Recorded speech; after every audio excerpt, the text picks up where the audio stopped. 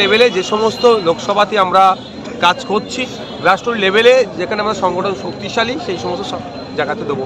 শুধুমাত্র বহরমপুর নয়, মুর্শিদাবাদের জেলায় যে 3টে সিট আছে সেটা আমাদের পাখির নজর আছে, এবং মালদাতেও 2টো সিট আছে, আপটু আমরা এতে পর্যন্ত বালুরঘাট আছে, এবং আমাদের তো ওই বঙ্গে আছে। আমরা প্রার্থীর জন্য আমরা মানসিক প্রস্তুতি নিয়েছি। প্রার্থী আমরা ভিতর থেকে সিলেকশন করছি, আমাদের চয়েসের মধ্যেও আছে।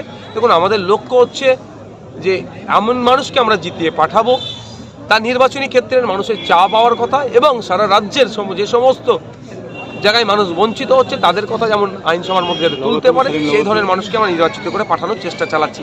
এবার বহরমপুরের মানুষ যদি আমাদেরকে দোয়া আশীর্বাদ তথা তাদের ভোটটা দেয়, তাহলে হয়তো আমাদের এখান থেকে যিনি আমরা দাঁড় করাবো, হয়তো তিনি পার্লামেন্টে যেতে পারেন। অনেক সময় দেখা যায় দল বদলু প্রার্থী হয় অন্যান্য রাজনৈতিক, সেখানে কি এখানে নিজের দলেই যারা কর্মী তারাই? দেখুন, ব্যাপারটা হচ্ছে 2টো কারণে মানুষ দল বদলায়। আমি যদি 3টে কারণ, একটা হচ্ছে কোনো লোভের কাছে, কোনো ভয়ের কাছে, আর একটা হিডেন এজেন্ট আছে কারণ, সেটা এখন আর বলছি না। তো আমরা আর একটা আইডিওলজির ব্যাপার থাকে। যদি কারো আইডিওলজির ক্ষেত্রে ম্যাচ হচ্ছে না, সে অন্য দল ছেড়ে এসে যে আইএসএফে, তাকে আমরা স্বাগত জানাবো। লোভ বা বিভিন্নভাবে অন্য কোনো কারণে যদি আইএসএফের কাছে আসে, সেক্ষেত্রে আমরা আইএসএফ তাকে প্রশ্রয় দেয় না।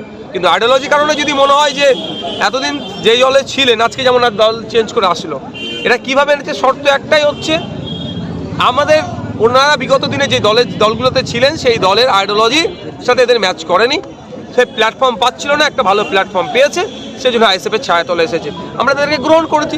ঠিক একইভাবে প্রার্থীর ক্ষেত্রেও আমাদের ঠিক একই থাকবে।